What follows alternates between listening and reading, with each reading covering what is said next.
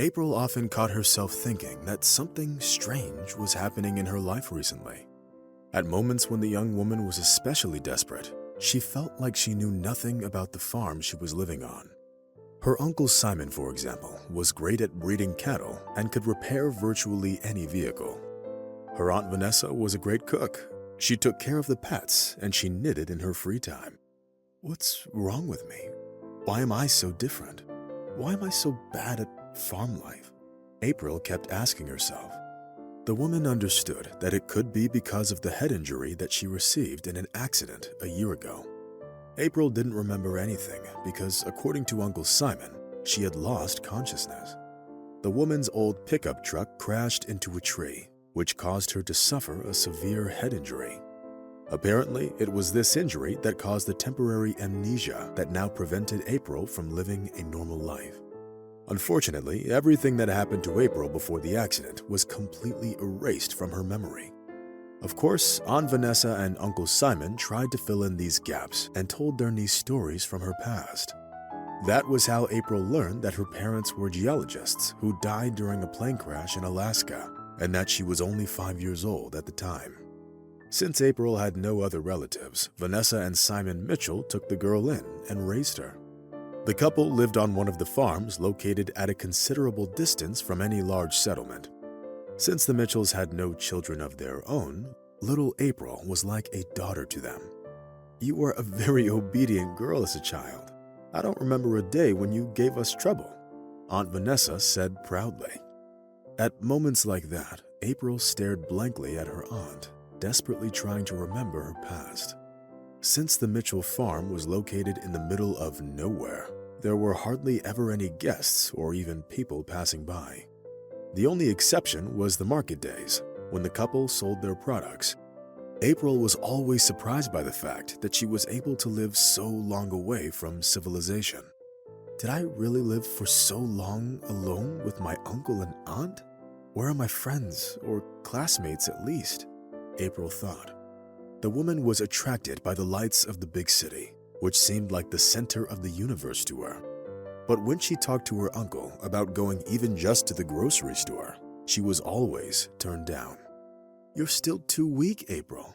Besides, you never liked going to the city before the accident. You always said that it was too noisy and dirty for you, unlike the farms where you knew every tree and every hill, Aunt Vanessa said with a smile. Dear God, was I really such a hermit? But why do I have such an irresistible desire to go to the city? April thought, doubtfully. Of course, the woman understood that the consequences of a head injury could be very unpredictable, and the amnesia could have easily affected her character and behavior. As if to confirm her theory, Aunt Vanessa constantly talked about the fact that people often changed and even acquired supernatural abilities after such injuries. Once, I think it was in Kentucky, there was a case when a construction worker became psychic after a concussion, Uncle Simon added. Their reasoning seemed so natural that April didn't even doubt their sincerity in the slightest. The woman's aunt and uncle were rather strange people who had their own convictions. For some reason, Vanessa and Simon didn't have any of their childhood photographs. They claimed that they had all burned down in a fire. How can I help my past if there's no visual confirmation of my life before the accident? And why was I treated at home and not at the hospital? April asked. As if anticipating this question, Vanessa immediately answered it. You were treated at the hospital for the first 2 days, and then Uncle Simon took you home. It was expensive to go to the hospital every day, so we found a way out of the situation. April felt uncomfortable again. Despite the fact that Aunt Vanessa's answer seemed logical, the young woman understood that her lack of farming skills spoke volumes. For instance, April never managed to learn how to milk cows or knit. Since the main income of the Mitchells came from the sale of meat and dairy products, Uncle Simon had to meet with buyers from time to time. By some strange coincidence, there was always some work for April in a remote part of the farm on days like that. She either had to clean the barn or sort out the beets or corn. At first, April thought it was just a coincidence, but when it happened again and again, she realized that her relatives were deliberately hiding her from people. But why are they doing it? What could I learn from strangers? The woman asked herself. Unfortunately, she never got an answer to her question. Aunt Vanessa and Uncle Simon continued to act as if nothing weird was happening. They were running their farm and selling their product. Time flew by. April continued to live the life of a recluse and dreamed of leaving the farm that had become like a prison to her. The woman was almost sure that she was born and raised in the city and not in the middle of nowhere. Of course, April could have probably tried running away, but doing that was much more difficult than it might have seemed at first glance. At night, Uncle Simon personally locked all the windows and doors in the house, and during the day, she was always in plain sight of her relatives. On top of that, the farm was located at a considerable distance from any settlement, which made it very hard to get anywhere on foot. However, what April was most interested in was the truth, which was hidden from her behind 7 locks. What was it that happened in my past that they're trying so hard to hide it from me? April couldn't help but wonder. Since it was impossible to get any information out of her relatives, the woman decided to get to the truth on her own. Using the opportunity when Vanessa and Simon were out making cheese, April snuck into their bedroom in order to inspect the drawers. Since the woman didn't have much time, she immediately got down to business. She didn't find anything special in the closet or in the bedside table. However, April did find a driver's license in the desk drawer. It belonged to a woman named Elizabeth Douglas. But that wasn't the most interesting part. The most interesting part was that Elizabeth looked exactly like April. Moreover, the license was registered in the state of Nebraska and not Iowa.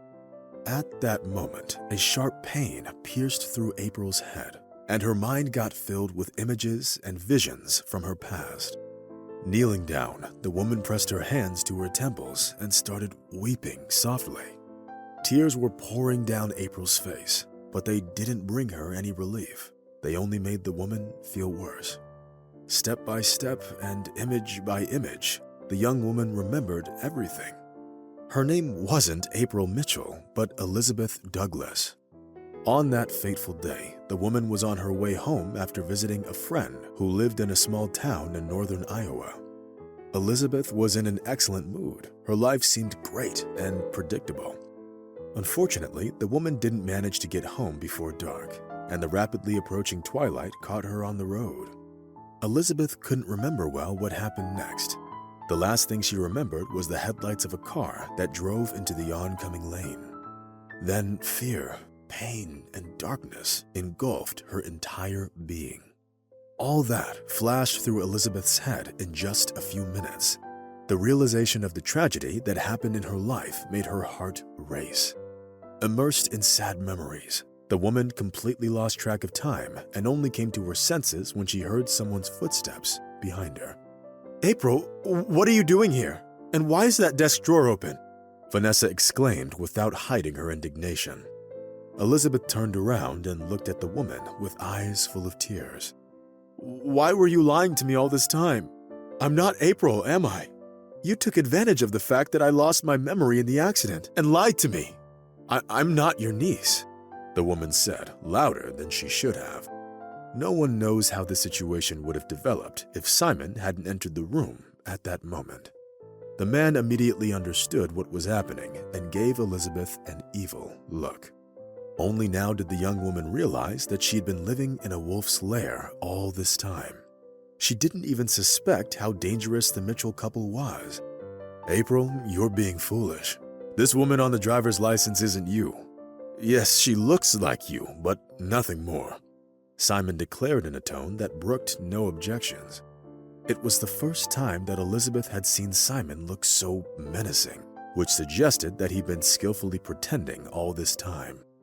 Now that everything had become clear, the Mitchells showed their true nature, which was aimed at deceiving and suppressing the will of the unfortunate woman.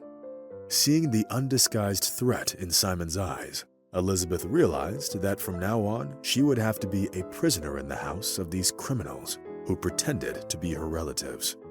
Moreover, Elizabeth's parents weren't actually dead, but lived in Nebraska and had been losing their minds looking for their daughter.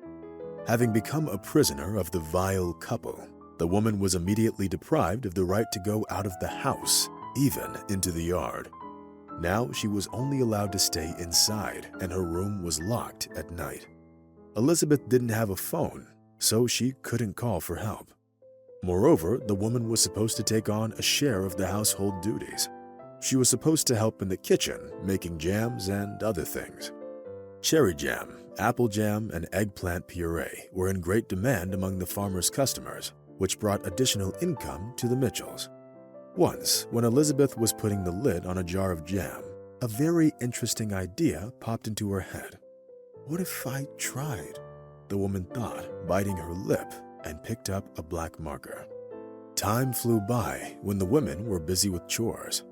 Looking at the results of her work, Vanessa counted the jars of jam and estimated the profit that she would get for selling them tomorrow.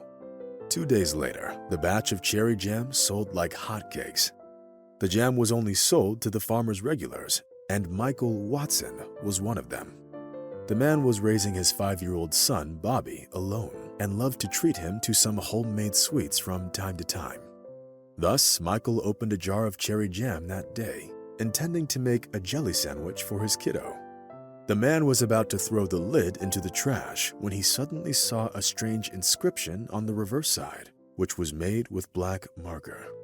The inscription read, "Help, I've been kidnapped. Call the police." After reading the message, Michael shuddered. The man had noticed that there was something off about Simon and Vanessa. It started 5 years ago when their only daughter April died in a car accident. Ever since then, the couple became recluses and barely ever left the farm. They were true professionals in farming, but in everything else, they seemed very strange. Michael could have imagined pretty much anything, but not that. Holding someone hostage in our day and time? It came as a real shock. Having called the police, the man quickly described the situation, and an hour later, the Mitchell farm was already cordoned off by the police. The surprising thing was that Simon and Vanessa didn't even think to hide or deny anything. Even the irrefutable evidence couldn't convince them that Elizabeth wasn't their late daughter, April. On that fateful night, Simon Mitchell was returning home from a fair that had closed down later than usual. Seeing the car in the ditch, the man experienced a déjà vu. Having stopped his car, he stepped out of it and pulled out a small flashlight from his side pocket. If it hadn't been a woman that was behind the wheel of the overturned Ford, Simon would have simply passed by. But the sight of the young stranger in trouble stirred up long-forgotten feelings in his soul. His only daughter April got in some kind of accident 5 years ago. Unfortunately, she died before the arrival of the paramedics, which plunged her parents into a state of deep shock. The situation was so similar that Simon couldn't stop himself and decided to get the woman out of the car. Since Elizabeth was still breathing, he carried her into his car and stepped on the gas, rushing to get to the farm. There, together with his wife, they gave the woman first aid. Vanessa used to be a nurse once, so she knew how to handle those kinds of injuries. When Elizabeth woke up, it turned out that she had completely lost her memory, which prompted the spouses to take one extremely risky step. Having talked it over, Simon and Vanessa decided to convince Elizabeth that she was their niece. Since the woman was very weak, it wasn't hard to deceive her. It was only thanks to Elizabeth's determination and resourcefulness that she managed to escape from the captivity of those mentally troubled people. Of course, Simon and Vanessa didn't do anything particularly bad. They were simply trying to create an illusion that their deceased daughter was still alive. But be that as it may, the couple will have to answer for their actions according to the law. Having finally received the desired freedom, Elizabeth's first step was to visit her savior, who lived only 15 miles away from the ill-fated Mitchell farm. "Thank you for your kindness. I sent out about 20 of those messages, but you were the only one who called the police," Elizabeth said with tears in her eyes. "You don't have to thank me, miss. It all happened thanks to my son. He's crazy about your cherry jam. Maybe you could make some more for him sometime?" Michael asked with a smile. Elizabeth smiled back and promised to make as many jars of jam for Bobby as he and his dad could carry. The woman knew that from then on, she would be more careful on the road and would never let anyone deceive or exploit her ever again.